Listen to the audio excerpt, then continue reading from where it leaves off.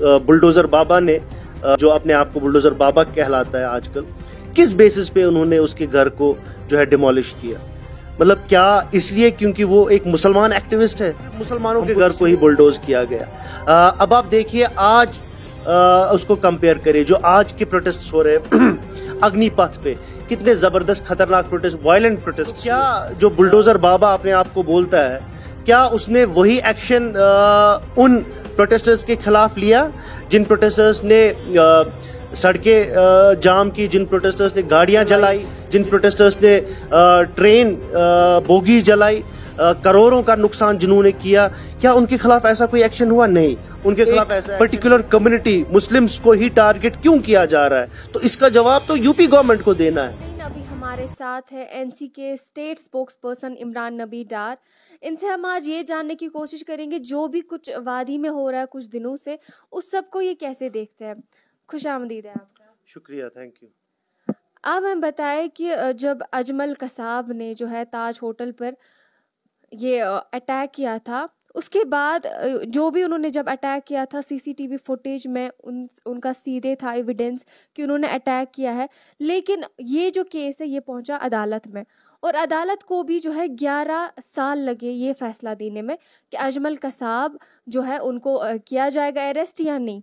लेकिन जब बात आती है आफरीन फातिमा की, एक प्रोटेस्ट के बाद उनके घर को बिल्डोज़र से उतारा जाता है और उनको अरेस्ट भी किया जाता है, जबकि वारंट जो है हमें अगर किसी का घर उतारना है 2 महीने पहले देना होता है, लेकिन उसको 12 घंटे में ही उन्होंने इस सब को किया। आप इस सब को कैसे देखते हैं? देखिए, ये जो पॉलिटिक्स चल रही है यूपी में खासकर, जिसकी आपने जिक्र की, मुझे नहीं लगता कि वहाँ पे रूल ऑफ लॉ के तहत ये सब चीज़ें हो रही हैं। जो आफरीन फातिमा की आप बात कर रहे हैं, जो एक एक्टिविस्ट है, जब उनका घर उतारा गया हमने सब ने देखा और बहुत बुरा लगा। और जो जस्टिफिकेशन यूपी गवर्नमेंट से आई वो बहुत ही शॉकिंग थी। शॉकिंग इसलिए थी क्योंकि उनका कहना ये था कि हम इलीगल कंस्ट्रक्शंस को हटा रहे हैं, और जबकि आफरीन फातिमा का जो घर था वो बाज़ाब्ता रेंट पे ये इलेक्ट्रिसिटी चार्जेस दे रही थी, वाटर चार्जेस दे रही थी, तो वो लीगल एक कंस्ट्रक्शन था। तो in spite of being a legal construction, उसके बावजूद भी जो है उनके घर को हटाया गया। तो ये सीधे क्लियरली ये दिखाता है कि एक टारगेटेड तरीके में, एक बायस तरीके में उनके साथ ऐसा हुआ। और जैसा आपने भी बोला, उससे पहले भी जो यूपी में जिस तरीके की सियासत चल रही है कि कोई प्रोटेस्ट कर रहा है और उतना भी प्रोटेस्ट ऐसा नहीं हुआ कि जो वायलेंट हुआ हो, उसके बावजूद आप देखिए उसके बाद with in days, with in hours उन सब के घरों को बुलडोज किया। सिर्फ आफरीन फातिमा के ही घर को बुलडोज नहीं किया, बाकी और सिर्फ मुसलमानों के घर को ही बुलडोज किया गया। अब आप देखिए आज उसको कंपेयर करिए जो आज के प्रोटेस्ट हो रहे हैं अग्निपथ पे, कितने जबरदस्त खतरनाक प्रोटेस्ट, वायलेंट प्रोटेस्ट हुए। यूपी में भी वैसे ही वायलेंट प्रोटेस्ट हुए। तो क्या जो बुलडोजर बाबा अपने आप को बोलता है, क्या उसने वही एक्शन उन प्रोटेस्टर्स के खिलाफ लिया जिन प्रोटेस्टर्स ने सड़कें जाम की, जिन प्रोटेस्टर्स ने गाड़ियां जलाई, जिन प्रोटेस्टर्स ने ट्रेन बोगी जलाई, करोड़ों का नुकसान जिन्होंने किया? क्या उनके खिलाफ ऐसा कोई एक्शन हुआ? नहीं। उनके खिलाफ ऐसा एक्शन नहीं हुआ। इनफैक्ट उनके खिलाफ क्या हुआ कि हमने भी देखा और आपने भी देखा सोशल मीडिया पे जो पिक्चर्स वायरल हो रही हैं, उसमें पुलिस ऑफिसर्स उनको मिठाई खिला रहे हैं, पुलिस ऑफिसर्स उनको उनको गारलैंड कर रहे हैं। तो ये तो सरासर नाइंसाफी है। अगर आप एक सेट ऑफ प्रोटेस्टर्स के साथ, उनके साथ अलग पैमाना, और ये जो ये प्रोटेस्टर्स हैं इनके साथ अलग, तो ये देखना पड़ेगा कि ये कहीं ना कहीं एक पर्टिकुलर कम्युनिटी मुस्लिम्स को ही टारगेट क्यों किया जा रहा है। तो इसका जवाब तो यूपी गवर्नमेंट को देना है। जैसे कि आपने अग्निपथ की बात की, जहाँ पर उन्होंने भी जो है बहुत वायलेंट एक्शंस लिए।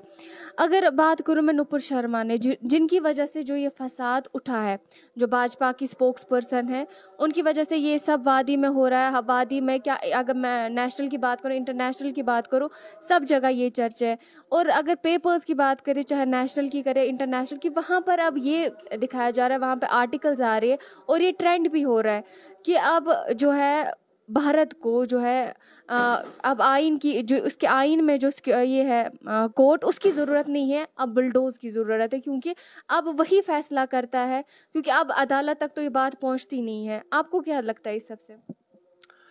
मैंने पहले भी यही बोला कि इस कंट्री में जो एक लॉ का जो इम्प्लीमेंटेशन ऑफ लॉ है वो यूनिवर्सल होना चाहिए और उसमें कोई बायस नहीं होनी चाहिए। जैसे मैंने पहले भी बोला कि इसमें हमको लग रहा है कि यूपी में क्लियर बायस दिख रहा है और लोगों के लीगल कंस्ट्रक्शंस को गिराया गया। खासकर ये जो आफरीन फातिमा का घर उस पर अटैक किया गया, वो एक लीगल स्ट्रक्चर था उनके पास, उसके पास बाज़ाब्ता कागज थे उस स्ट्रक्चर के। तो ऑन व्हाट बेसिस जो है उस बुलडोज़र बाबा ने जो अपने आप को बुलडोज़र बाबा कहलाता है आजकल, किस बेसिस पे उन्होंने उसके घर को जो है डिमोलिश किया? मतलब क्या इसलिए क्योंकि वो एक मुसलमान एक्टिविस्ट है? हमको तो सीधे क्लियरली यही लग रहा है, क्योंकि बाकी ऐसे प्रोटेस्टर्स के साथ इस तरीके का बर्ताव नहीं हुआ। खासकर जो अग्निपथ स्कीम के खिलाफ जो प्रोटेस्ट चल रहे हैं उनके खिलाफ तो ऐसा कोई एक्शन नहीं लिया गया। क्यों उन्होंने जो है पिन पॉइंट किया सिर्फ मुस्लिम एक्टिविस्ट को? और दूसरी ये बात, हमने और जो वो मुस्लिम एक्टिविस्ट ने जो प्रोटेस्ट किया था, वो क्यों किया था प्रोटेस्ट? क्योंकि हमारे आखिरी नबी प्रॉफिट मोहम्मद सल्लल्लाहु अलैहि वसल्लम पे जो इश्तियाल अंगेज और डेफेमेटरी और डेरोगेटरी लैंग्वेज जो इस्तेमाल की गई, उससे हमारे जो है इमोशंस मजरूह हो गए, पूरे उम्मत के, पूरे मुसलमानों के इमोशंस मजरूह हो गए। और हमने एक प्रोटेस्ट रजिस्टर किया जो आईनी हक है हमारा। कॉन्स्टिट्यूशन हमको हक देता है कि हम अपना, अगर हमको लगता है कहीं पर कि हम जो है इस चीज़ के साथ इत्तेफाक नहीं रखते हैं, हमको आईन हक देता है कि हम पीसफुली उस पे रिएक्ट करें, पीसफुली प्रोटेस्ट करें। तो ये गवर्नमेंट को और ये यहाँ की सिस्टम को देखना पड़ेगा कि अब क्या पीसफुल प्रोटेस्ट की भी इजाज़त नहीं है हम लोगों को? अगर कॉन्स्टिट्यूशन ये बोलता है कि everybody is free to process their religion, so why, मतलब हमारे रिलीजन के साथ ही क्यों ऐसी नाइंसाफी हो रही है? हमारे रिवर्ड फिगर्स के खिलाफ क्यों ऐसे बयानात आ रहे हैं? सो इस पे तो हमारे एहसासात मजरूह होंगे ही। तो उस बात पे यूपी में प्रोटेस्ट हुआ, पूरी कंट्री में प्रोटेस्ट हुआ। देखिए, हम पीसफुल प्रोटेस्ट के साथ हमेशा थे और हमेशा रहेंगे, बट आप हमको ये डिसाइड नहीं करेंगे कि हम किस चीज़ पे प्रोटेस्ट करें और किस चीज़ पे।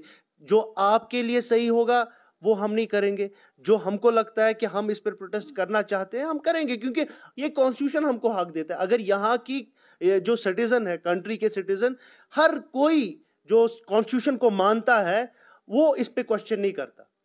बट ये सवाल अब बीजेपी सरकार से पूछना पड़ेगा कि वो कॉन्स्टिट्यूशन की किताब को मानते हैं, वो कॉन्स्टिट्यूशन के रूल बुक को मानते हैं। अगर वो मानते हैं तो क्यों उन्होंने ऐसा एक्शन किया पीसफुल प्रोटेस्टर्स पे? नूपुर शर्मा के खिलाफ समन दी गई, और जब से वो समन गई या दिल्ली पुलिस ने दी है, तब से वो कहीं ट्रेसेबल है नहीं। अगर अगर अब बात करें, अगर वहाँ पे कोई माइनॉरिटी होता, उसके खिलाफ समन निकाली होती, क्या आपको लगता है वो भी ट्रेसेबल नहीं होता फिर इन दिनों, और फिर भाजपा पार्टी चुप बैठती? ये एक पैटर्न चल रहा है, जो भी बीजेपी और इसके इकोसिस्टम के साथ मुंसलिक है, वो सडनली डिसअपियर हो जाते हैं जब उनके खिलाफ इररिफ्यूटेबल एविडेंस आ जाता है। और यही आपने देखा लास्ट टाइम जब जेएनयू में एक लड़की जो थी जिन्होंने अटैक किया था उस टाइम पे जेएनयू स्टूडेंट्स पे, बाज़ाब्ता उसके पिक्चर्स आए, बाज़ाब्ता आइडेंटिफाई हुई वो, अभी तक उसके खिलाफ कोई एक्शन नहीं लिया गया। और नुपुर शर्मा जिसने ऐसी बदतहजीब बात की, और जिन्होंने, और दूसरा जो अनदर स्पोक्स पर्सन जो बीजेपी का था, नवीन, वो क्यों नहीं है जेल के अंदर? उन्होंने तो सीधे, मतलब ये तो अंडर आईपीसी के तहत ही उनको अरेस्ट हुआ होना चाहिए था अभी तक।